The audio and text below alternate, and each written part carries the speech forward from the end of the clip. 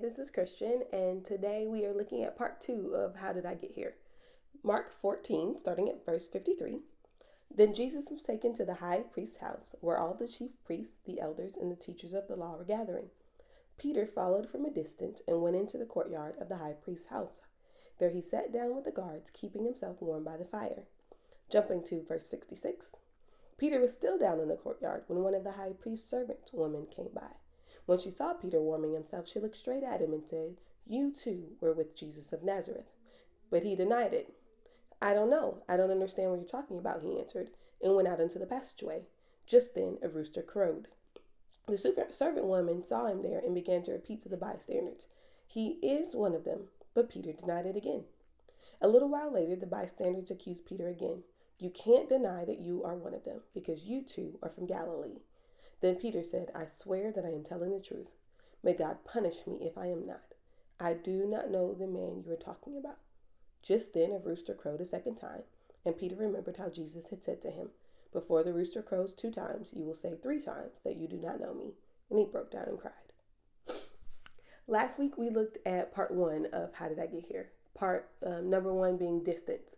When you set some distance between you and the thing that you love the most, it can start out as just like a little kind of, "Oh, I'll just call him back later," or, "I'll pray next week."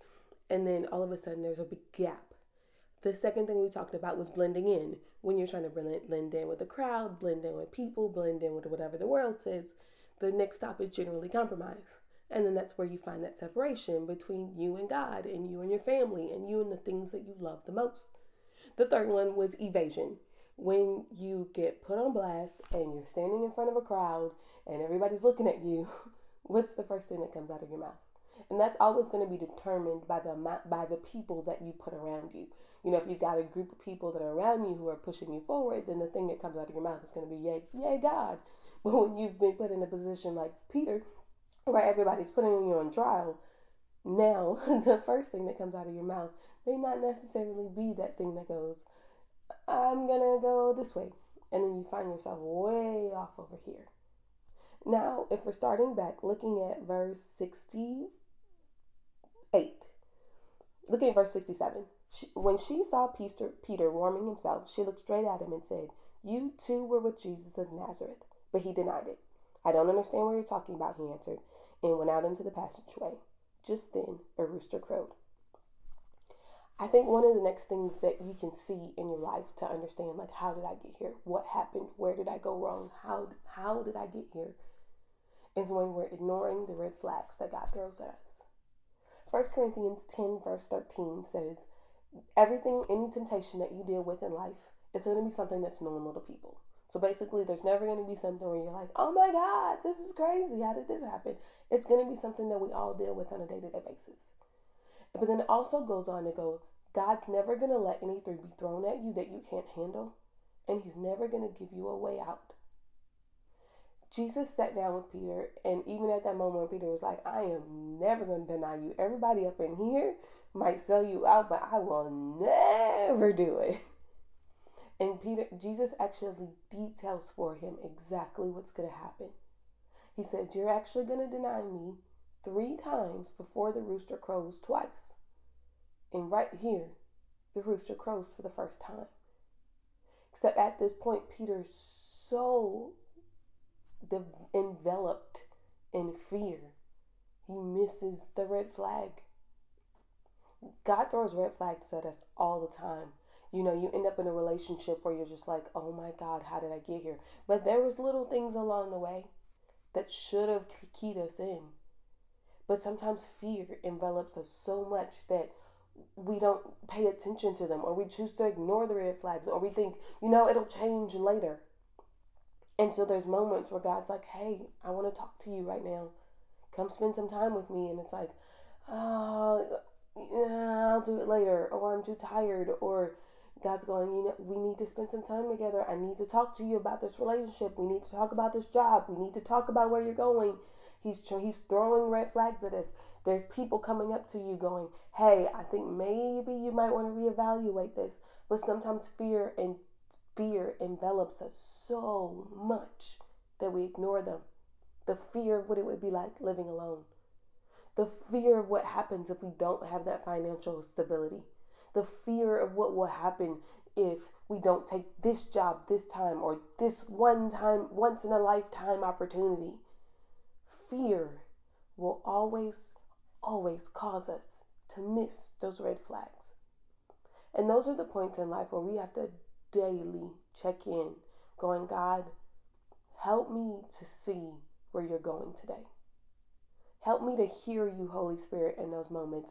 Help me to keep myself in a resting, calm place where I'm sitting in your presence, so that when stuff comes at me, because it's going to, no weapon that's formed against me shall prosper, but it's going to form. It's going to happen. When those crazy things do happen in my life, God, I'm actually at a calm, seated place in your presence. So when you throw those red flags, when my peace isn't quite okay with this, that I see it, that I'm not missing these things. The last one, I think, is the biggest thing of all that it happens in our world, where we say, how did I get here? And it says, the servant woman saw him there and began to repeat to the bystanders, he is one of them. But Peter denied it again.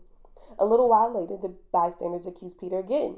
You can't deny that you are one of them, because you too are from Galilee.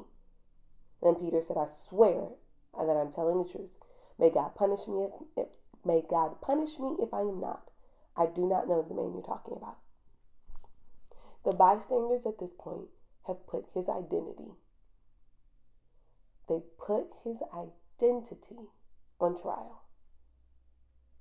They've gone, you too are from Galilee. This is who you are, and you have to know him, because this is who you are. Once we sell out our identity, it's a long road back. Not impossible. Never impossible with God. And I want to make sure that's super clear, that there is never, ever a moment in your lives where you can go too far where God can't get back, where God can't get you. That place doesn't exist.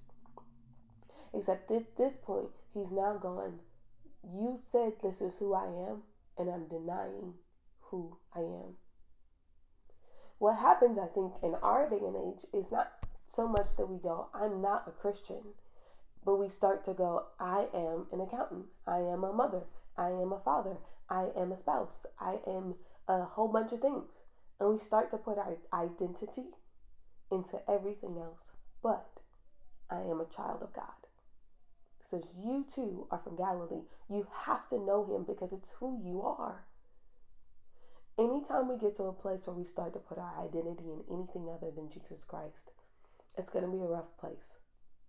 It's how you get out there and you go, how did I get here? Because more than likely, what's going to happen is that thing that you put your identity in doesn't last. Never will. You can be the best mother on the planet. You only got about 18 years if they're in your house, though. And now where are you? You can be the best salesperson, the best boss, the best everything that's on the planet inside of your company. And then there's one word that will change it all. We're downsizing. Now where do you go? If we put our identity in anything other than Jesus Christ, it's gonna be a rough road ahead. And that's where Peter finds himself at this moment. And he starts to hear the rooster crow, and he remembers, this is what Jesus said to me. And he breaks down and cries. The one thing that I love about reading the story of Peter is that Jesus built his church on Peter. The one who said, I will never sell you out, I'm never going to do it, then did it within the same day, is who Jesus built his church on. He looks at us and goes, yep, you messed up. The calling's still the same though. You're still mine. My promises are still true. You are still who I said that you are. Thank God for Jesus. Love you.